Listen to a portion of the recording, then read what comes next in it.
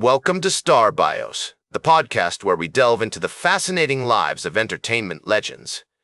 Today, we're shining the spotlight on a country music icon, the one and only Merle Haggard. With his distinctive voice, poignant songwriting, and rebellious spirit, Haggard left an indelible mark on American music. From his humble beginnings to his rise as a superstar, Merle's life was a testament to the power of perseverance, creativity, and authenticity. Born on April 6, 1937, in Oildale, California, Merle Ronald Haggard entered the world during a time of great social change. The Great Depression had left its scars, and the nation was slowly recovering from the devastating economic downturn. The air was thick with uncertainty, and the sounds of shuffling feet, murmured conversations, and distant train whistles filled the streets of Oildale. His parents, Fenton and Harriet Haggard, were Oklahoma natives who had migrated to California in search of work and a better life, seeking to escape the dust bowls and economic hardship that had ravaged their home state. Fenton, a skilled carpenter with calloused hands and a kind heart, built the family's home, a boxcar converted into a residence where Merle would spend his early years surrounded by the sounds of the railroad and the struggles of working-class life. The boxcar, with its narrow corridors and cramped quarters, was a cozy but rugged abode that instilled in Merle a sense of resourcefulness and resilience. As a young boy, he would often watch his father work on various projects, mesmerized by the way Fenton's hands moved deftly over the wood, shaping and crafting it into something beautiful. Growing up in Oildale, Merle was exposed to the harsh realities of poverty and the strong sense of community that defined his neighborhood. The streets were lined with small homes, each one a testament to the ingenuity and determination of its occupants. Neighbors became like family, sharing what little they had and looking out for one another in times of need. Merle's childhood was marked by frequent moves, as the family struggled to make ends meet, but his parents' love and support remained a constant source of comfort. Despite these challenges, Merle's parents instilled in him a love for music, particularly country and blues. His father, an avid fan of Jimmie Rodgers and Hank Williams, would often play their records on the family's old phonograph, introducing Merle to the storytelling tradition that would become the hallmark of his own songwriting. The scratchy sounds of the records, the mournful melodies, and the heartfelt lyrics all blended together to create a sonic landscape that captivated young Merle's imagination. As a young boy, Merle was fascinated by the railroad that ran alongside his home. He would often watch the trains rumble by, dreaming of adventure in far-off places. The rhythmic clickety-clack of the wheels on the tracks, the mournful wail of the train whistles, and the distant hum of the engines all blended together to create a symphony of sound that seemed to whisper secrets in his ear. This fascination with the railroad would later influence his music as he wove tales of wanderlust, freedom, and the open road into his songs. Merle's early life was also marked by personal tragedy. When he was just 9 years old, his father died of a heart attack, leaving his mother to care for him and his younger brother. This loss had a profound impact on Merle, who struggled to come to terms with the absence of his father figure. He felt lost and alone, like a small boat adrift in a stormy sea. He found solace in music, teaching himself to play the guitar and sing in his local church choir. The hymns and gospel songs he sang helped him process his emotions, and the sense of community he found among his fellow singers provided a much-needed support system. The post-war era was a time of great social change, with the rise of rock and roll, the civil rights movement, and the emergence of new technologies that would transform the music industry. Merle's formative years were shaped by these events as he absorbed the sounds, styles, and attitudes of his generation. He drew inspiration from the likes of Lefty Frizzell, Bob Wills, and Hank Thompson, country music legends who had paved the way for his own brand of honky-tonk twang. As Merle entered his teenage years, he began to rebel against authority, often finding himself at odds with his mother and the law. He dropped out of school in the 9th grade, preferring to work odd jobs and focus on his music. This tumultuous period would eventually lead him to San Quentin State Prison, where he would serve time for burglary and begin to write the songs that would launch his career.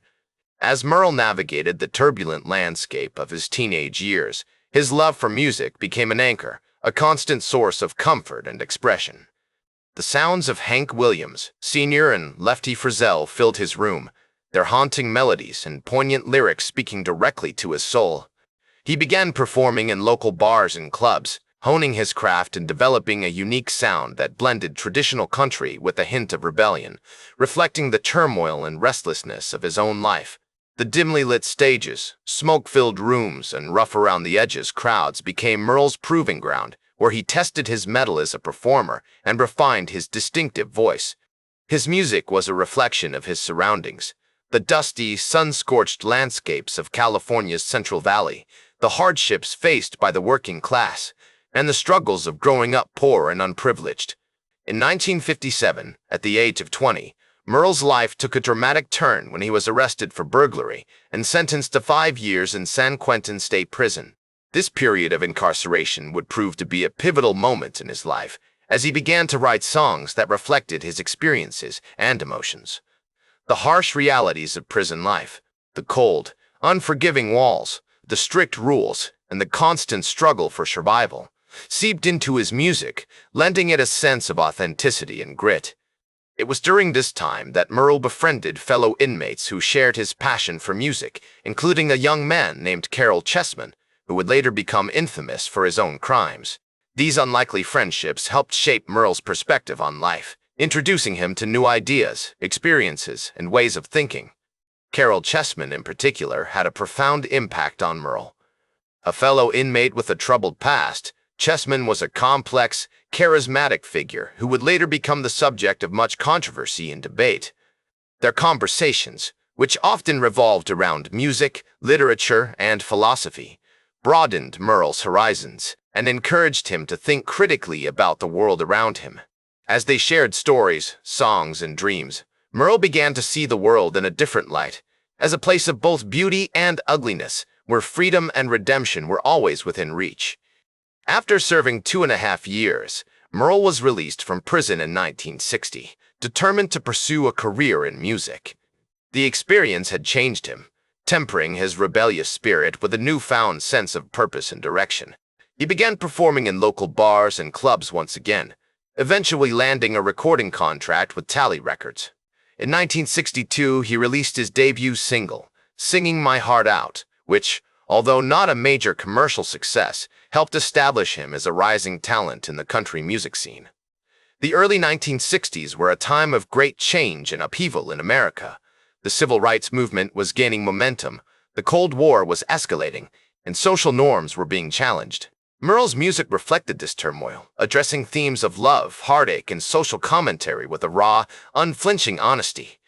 His big break came in 1965 when he signed with Capitol Records and released the single I'm Gonna Break Every Heart the First Can.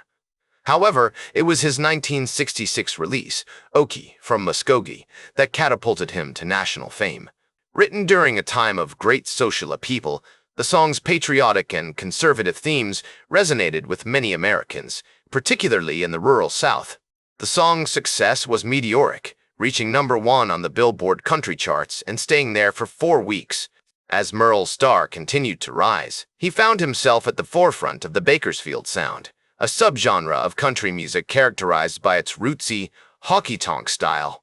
He collaborated with other notable artists, including Buck Owens and Tommy Collins, and released a string of hit singles, including Mama Tried and Swinging Doors. These songs not only showcased Merle's storytelling ability, but also demonstrated his capacity to craft infectious, danceable melodies that appealed to a wide audience. The Bakersfield sound, with its emphasis on simple, straightforward arrangements and heartfelt, often autobiographical lyrics, became the perfect vehicle for Merle's unique voice and perspective. Throughout the late 1960s and early 1970s, Merle continued to tour and record, releasing several critically acclaimed albums, including A Portrait of Merle Haggard and Let Me Tell You Something About a Song. His music often addressed themes of love, heartache, and social commentary, as seen in songs like Irma Jackson, which tackled the sensitive topic of interracial relationships. This willingness to confront difficult subjects in his music helped establish Merle as a bold and innovative voice in country music. In 1972, Merle released Poncho and Lefty, a song he had written with Willie Nelson, which would become one of his signature tunes. The song's narrative, which told the tale of two outlaws on the run, showcased Merle's mastery of storytelling and his ability to craft compelling characters. This collaboration marked the beginning of a long-standing friendship between Merle and Willie, who would go on to tour together, record music, and share countless memories. As Merle Haggard's career continued to flourish, he remained committed to his unique sound and style, which had become a hallmark of the Bakersfield movement. The 1970s and 1980s were a pivotal time for Merle, as he released a string of successful albums that showcased his ability to craft songs that were both deeply personal and universally relatable. Albums like If We Make It Through December and My Love Affair with Trains not only solidified his position as a country music icon, but also demonstrated his capacity for storytelling through song. One of the most striking aspects of Merle's music during this period was its ability to capture the essence of everyday life. Songs like If We Make It Through December painted vivid pictures of struggling families and working-class Americans, while My Love Affair with Trains explored themes of love, loss, and the open road. These songs resonated deeply with listeners, who saw themselves reflected in Merle's lyrics and melodies. As Merle navigated the ever-changing landscape of country music, he remained true to his artistic vision. He continued to draw inspiration from his own experiences, as well as those of the people around him. His songs often addressed social issues, such as poverty, inequality, and the struggles of rural America. This commitment to storytelling and social commentary helped to establish Merle as a voice for the common man, and his music became a beacon for those seeking authentic, rootsy country sounds. In the 1990s, Merle Haggard began to explore new creative avenues, collaborating with artists such as Willie Nelson and Johnny Cash on projects like the Last of the Breed Tour. This initiative brought together some of country music's most iconic figures for a series of performances that celebrated their shared heritage and individual contributions to the genre. As Merle reflected on his own legacy during this period, he noted, "I've been fortunate enough to have had a career that's allowed me to do what I love, and to have had the support of so many wonderful people along the way." This sense of gratitude and humility was characteristic of Merle, who never forgot his humble beginnings or the people who had helped him along the way. The Last of the Breed Tour was a testament to the enduring power of country music's roots. As Merle took the stage alongside Willie Nelson and Johnny Cash, it was clear that these three men were more than just musicians. They were keepers of the flame, carrying on a tradition that stretched back generations. Their performances were marked by a sense of camaraderie and shared purpose, as they played to sold-out crowds and critical acclaim. As Merle looked out at the sea of faces before him, he was reminded of the incredible journey that had brought him to this point. From his early days playing in bars and clubs to his current status as a country music legend, Merle had always remained true to himself and his art. He had never compromised his vision or sacrificed his integrity for the sake of commercial success. Instead, he had followed his heart and allowed his music to speak for itself. In recognition of his enduring impact on country music, Merle Haggard received numerous accolades throughout his later years. He was inducted into the Country Music Hall of Fame in 1994, an honor that recognized his contributions to the genre as a singer, songwriter, and performer. His contributions were also acknowledged by the Grammy Awards, the American Music Awards, and the Academy of Country Music, which bestowed upon him numerous awards and nominations. Despite these honors, Merle remained humble and dedicated to his craft, continuing to tour and record music until his health began to decline. He was a man who had always lived in the moment, never resting on his laurels or taking his success for granted. Even as he faced the challenges of aging and illness, Merle continued to create, pouring his heart and soul into every performance and recording.